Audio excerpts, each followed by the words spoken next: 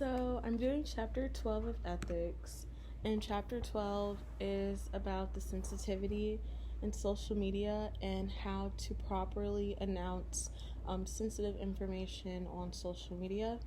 So, the situation is in fall 2013, Frances Parrish, editor in chief at the Jasonian, received a call around midnight stating that Abby Carroll, a student, died on October 31st, 2013, while she was at home.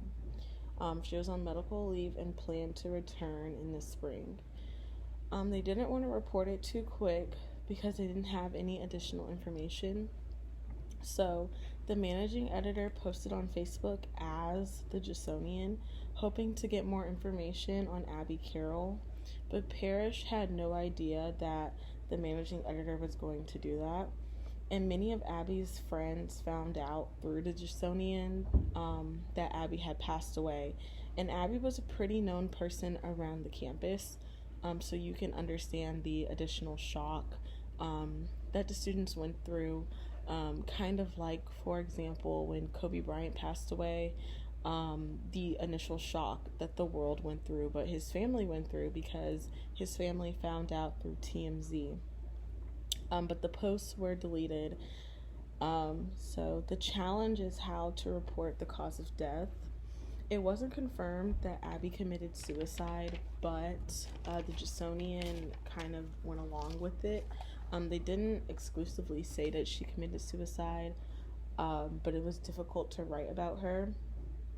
And the Jasonian lost integrity in less than 24 hours because of the social media posts. Guidelines for using social media. So you need to be able to verify your information and to check what's the word I'm looking for? To validate the names and the photographs and the graphics is very important.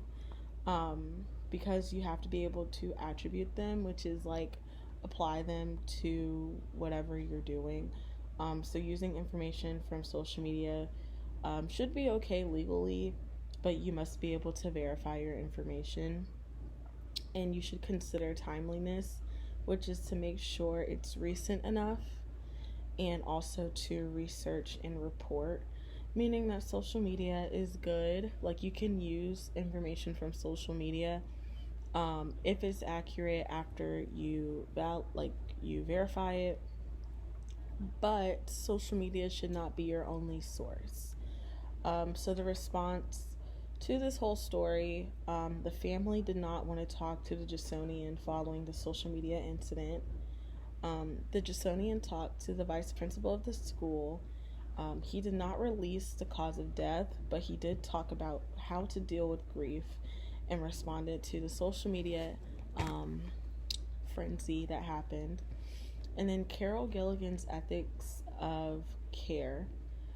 She said that women use a different voice when discussing ethics, that we as women are more concerned with the relationships and credibility, meaning that we are more concerned with the credibility of our company, the relationship between the company and the community. We think about those consequences first and more than men do.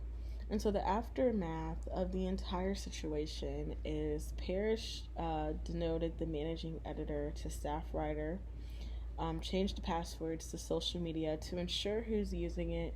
So basically, if anybody needs the social media accounts, they go to her and they ask for the password, and she'll know who posted, and they will take accountability for it.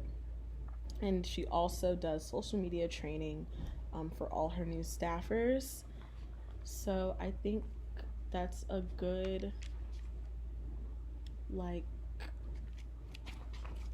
that's a good way. I can't think of the word, but that's a good way to really clean up any type of controversy that you may have, and to ensure that it never happens again by creating change and making sure that nothing happens like that again.